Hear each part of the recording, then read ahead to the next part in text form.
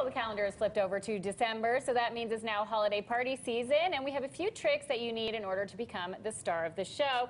To help us to be the ideal party guest, we turn to gentleman John Holt for some tips. Good morning to you. Good morning to you, too. We always love having you here, and you always have wonderful insights. And so let's talk about the first step in preparing to attend a holiday party. Right.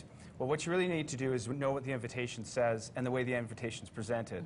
Again, if it's in formal script, you know it's a formal party. You're going to wear a jacket and tie. If it's a wild Christmas sweater, ugly Christmas sweater thing, that's what you got to wear, and you have to participate in those things. Right. Even if you don't have an ugly Christmas sweater, pull out any sweater, sew some tinsel on it, hang some pine cones, put a couple of dangly balls, and show up. I mean, you gotta be part of the party. Right, and that is where you can take notes from Andy, because he does know how to make an ugly Christmas sweater. Maybe not so much how to behave, but that's what you're here for. So if you were going to a house party, for example, and you bring a bottle of wine, but you plan on also having wine, how many bottles do you bring? It's 1 bottle per person. Because generally speaking, a party would have something like maybe an eggnog or a punch or something as a general drink, and then you have wine after. And really, you can't expect you're going to drink more than 1 full bottle of wine at a party, I think. You would hope, unless it's a really good party. And the other part of that, too, is drinking and driving. That's a very important part. You have to make sure you make that arrangement before you go to a party. And the other thing, too, is you're responsible for the person that you brought to the party. So in other words, if your friend or your relative or whoever you happen to, your spouse, overreacts to alcohol or something, you're responsible to keep that person in check. Overreacting to alcohol. It happens around this time of year. Now, would you put both bottles in a gift bag? Yes. Okay. Yes. That's the way to do it. Yes. And now, what about cell phones? This is something that's yeah, it's so contentious. And the problem now is that how often do you use your cell phone as a phone, right? Right. So really, it's your camera. It's the way to record what happens at a party. So it is. And again, check with what the invitation says.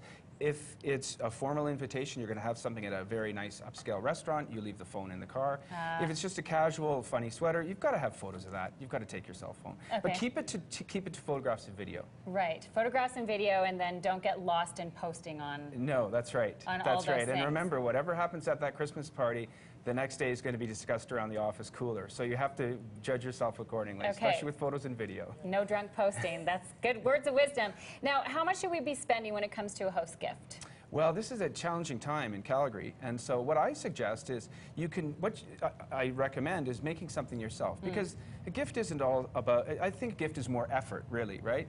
So for a couple of $3, $4, you can make a big number of jars of jam at $3 or $4 a piece. You can get a quadruple recipe for cookies and make a little bag of cookies, put them in cellophane, put a bow on it, those sort of things. So those are very economical gifts, but they show that you've really made some intention. Yes, and so enjoyable for the host, and too. so enjoyable, yeah. And if you're, say, at an office party or something, you need a safe gift, and usually that's around sort of $10, $12. Okay. So chocolates, something like that. A scented candle always works well. Maybe some coffee from a local coffee shop or a mug from a local coffee shop, something like that. Yeah, wonderful. Homemade touches make the difference.